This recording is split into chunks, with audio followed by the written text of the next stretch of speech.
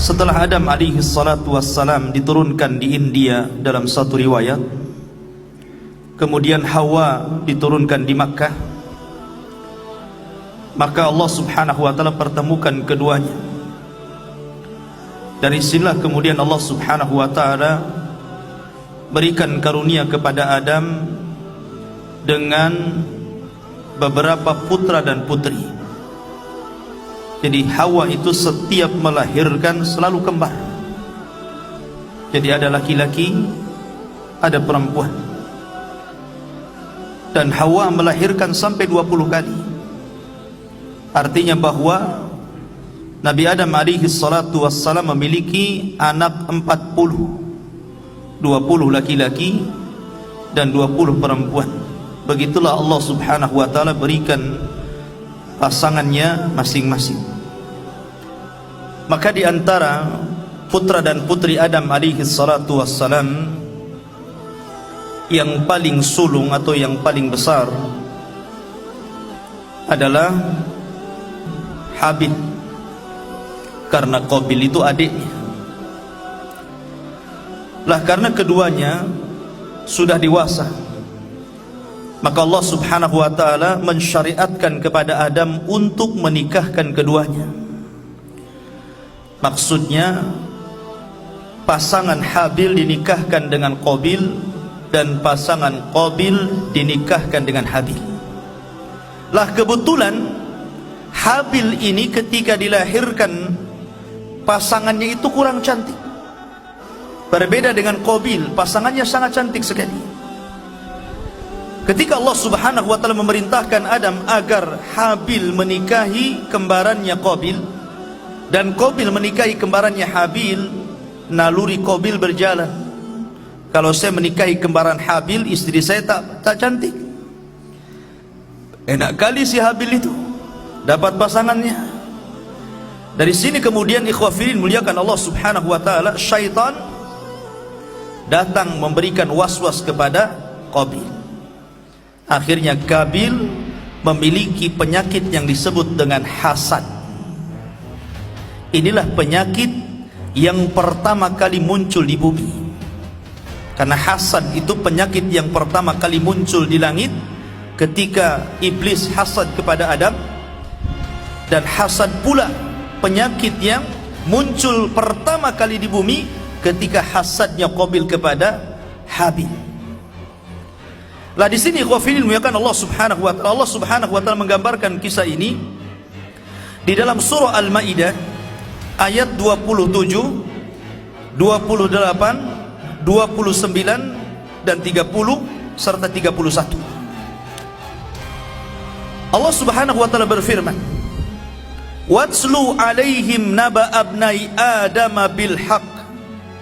Bacakan wahai Muhammad kepada mereka tentang kabar dua putra Adam bil haq, dengan kebenaran. Idz qarraba qurbanan, ketika keduanya berkurban, mendekatkan diri kepada Allah subhanahu wa ta'ala. Fatuqbila min ahadihima, tapi Allah hanya menerima satu di antara keduanya. Walam yutaqabbal minal akhar, dan Allah tidak menerima kurban yang lainnya.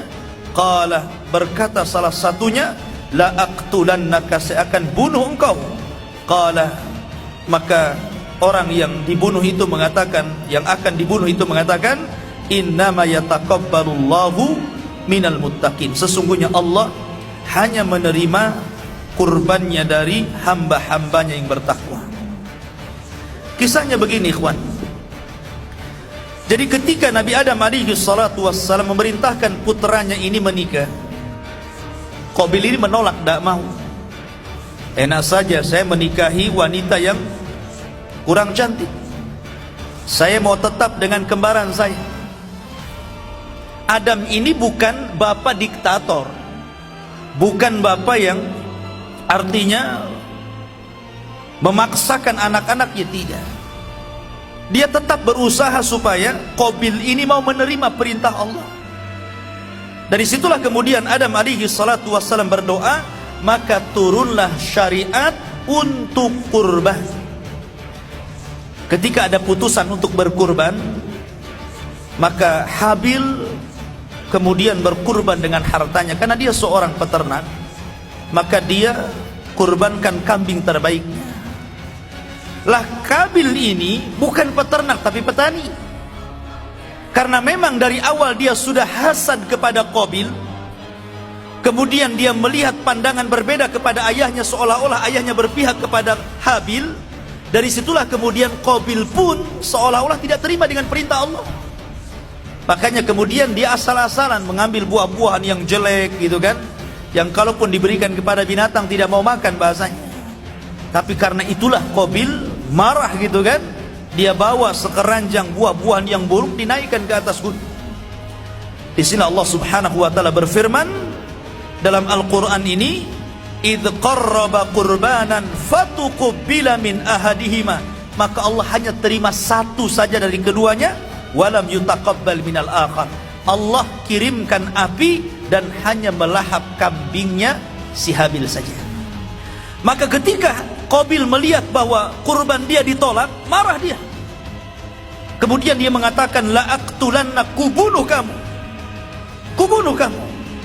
Maka kemudian Habil hanya mengatakan, qala innama yataqabbalullahu minal muttaqin. Dia nasihatkan kepada adiknya, sesungguhnya Allah itu hanya menerima dari hamba-hambanya yang bertakwa. Dari sini ikhwafidin dimuliakan Allah Subhanahu wa taala, Allah ajarkan kepada kita semua dari kisah Habil dan Qabil ini, bagaimana Habil memberikan bantahan kepada saudaranya yang hendak membunuhnya. Dan ini akhlak bagi kita ikhwan. Apa kata Habil ketika dia tahu diancam akan dibunuh?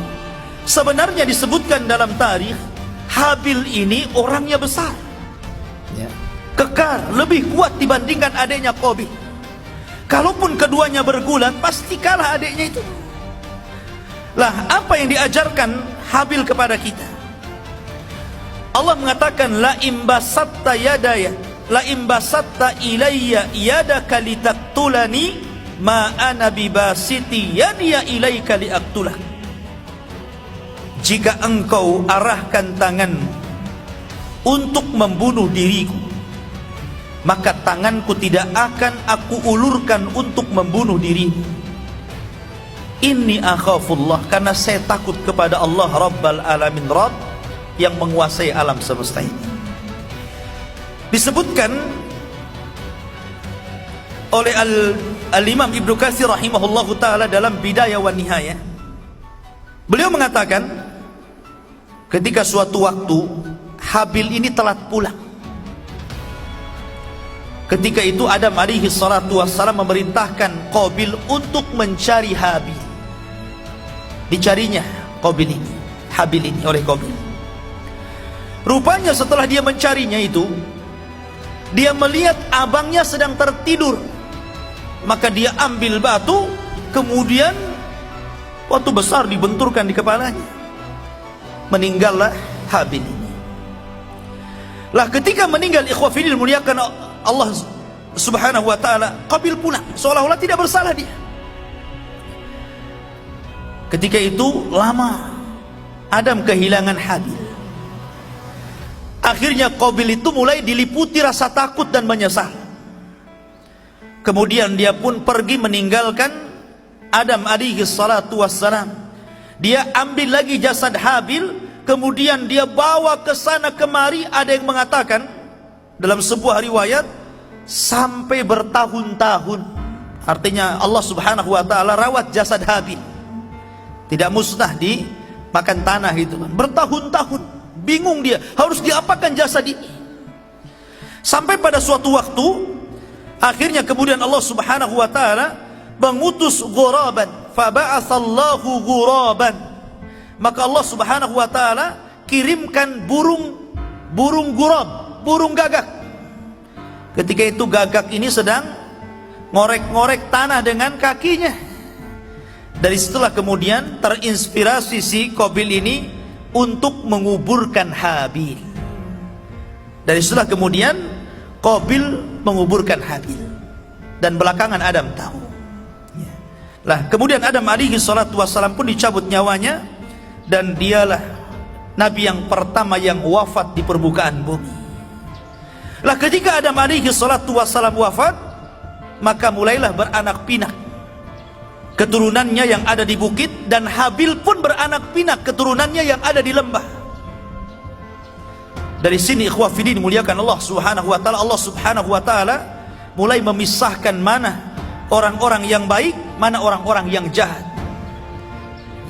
Sampailah kemudian Allah Subhanahu wa taala mengutus Nabi Allah Syith. Nabi Allah Syith ini ikhwan masih putra Adam, karena dia dalam bahasa Arab itu hibatullah.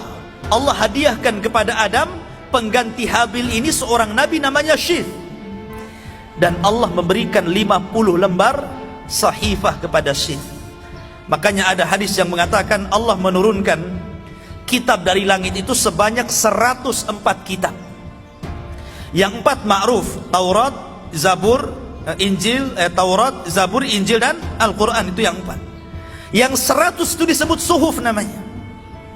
Yang 50 suhuf lembaran diberikan kepada Syith. Kemudian yang 30 diberikan kepada Idris.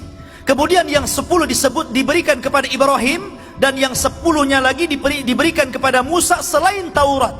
Makanya Allah mengatakan wa inna hadza lafi suhufil ula.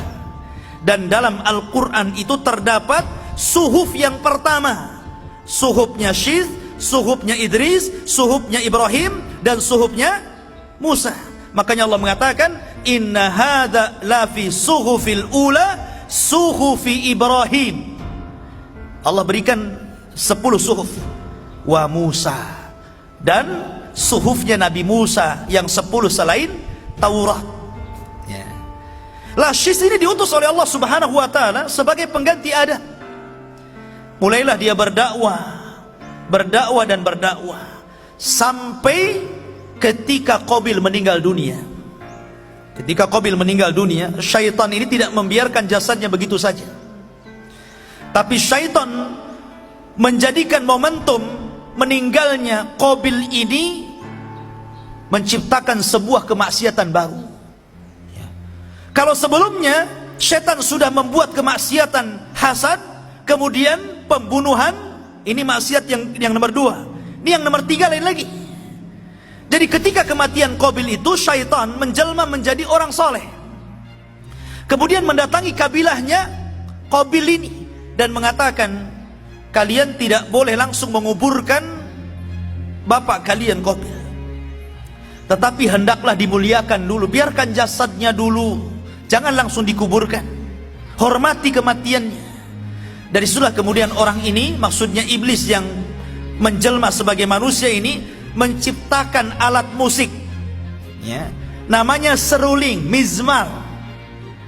Makanya Rasul mengatakan sautul mizmar min sautis syaitan. Suara seruling itu suara setan. Ya. Lah, ini iblis ini menciptakan suara seruling. Dia menciptakan seruling, kemudian ditiup. Kabilah di atas bukit ini nggak pernah turun ke bawah karena dilarang. Begitu juga kabilah yang di lembah dilarang untuk naik ke atas. Jadi nggak pernah ketemu tuh. Bertahun-tahun yang di atas nggak pernah ketemu ke bawah. Begitu juga yang di bawah nggak pernah ketemu di atas. Rupa mereka seperti apa wallahu a'lam.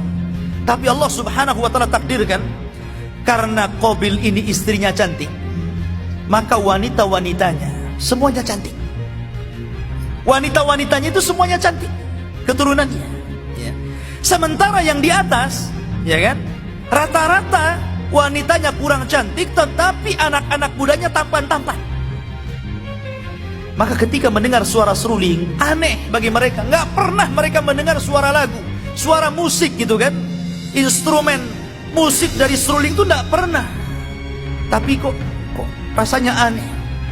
Dari situ kemudian mereka penasaran, dicarilah suara itu. Jadi yang dari bawah turun, yang dari bawah naik. Jadi yang dari atas turun, yang dari bawah naik gitu kan. Ketemulah dua kabilah ini. Maka yang perempuan cantik memandang anak muda yang tampan, nggak pernah ketemu sebelumnya. Begitu juga sebaliknya gitu kan. Lah dari sini ikhwah fillah muliakan Allah Azza wa Jalla, terjadilah perzinahan. Dari hasad, pembunuhan, kemudian perzinahan, dan diawali musik.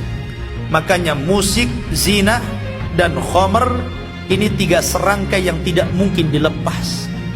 Kalau ada zina pasti ada musik, ya. Pasti ada khamr di situ. Lah dari sini ikhwafidin, ketika sis meninggal dunia, maka tugas yang sangat berat diberikan kepada Idris. Idris ini diutus ketika rusaknya akhlak. Memang tidak ada kesyirikan di zaman itu, belum ada orang yang kafir, belum ada orang yang musyrik, karena kesyirikan itu terjadi pertama kali di zaman Nabi Nuh, dan itu setelah 10 kurun, ya. 1 kurun itu 100 tahun, berarti setelah 1000 tahun dari wafatnya Adam sampai diutusnya Nuh baru terjadi kesyirikan. Tapi di zaman Nabi Idris ini akhlak 2 kabilah itu sudah rusak, ya, sudah rusak sekali. Makanya Nabi Idris alaihi salatu wassalam diberikan pahala oleh Allah setiap hari, mendapatkan pahala sejumlah umat yang didakwahinya. Dan itulah kemudian Idris meminta kepada Allah untuk dipanjangkan usianya. Berjumpalah dia dengan Jibril. Dia mengatakan, wahai Jibril, aku ingin berdoa kepada Allah agar malaikat maut tidak langsung mencabut nyawaku. Aku ingin panjang usiaku, karena melihat keutamaan yang luar biasa yang Allah berikan kepadanya. Kata Jibril, nggak apa-apa, tapi kamu harus ngomong kepada malaikat maut, ya. Kemudian kata Idris, di mana aku mendapatkan malaikat maut supaya aku bisa bicara kepadanya dan tidak cepat-cepat dicabut nyawaku? Kata Jibril, gampang, ku antar kau ke langit. Maka akhirnya Idris pun diangkat oleh Jibril ke langit. Ke langit pertama, kedua, ketiga, sampai keempat.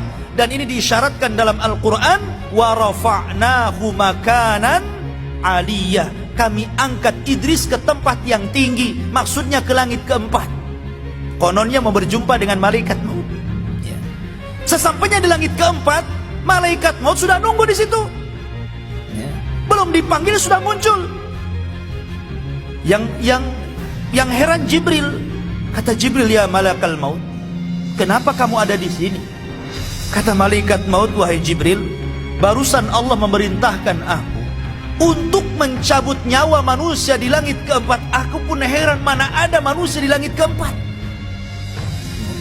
Rupanya tidak ada manusia di langit keempat kecuali Idris. Idris mau nawar supaya dipanjangkan usianya, malaikat maut hari itu pula diperintah untuk mencabut nyawanya. Idza jaa ajaluhum la yastakhiruna sa'atan wa la yastaqdimun. Kalau ajal sudah datang, nggak mungkin telat, nggak mungkin maju, pasti pas waktunya. Maka Idris pun kemudian dicabut nyawanya. Satu-satunya nabi yang meninggal di langit hanyalah Idris.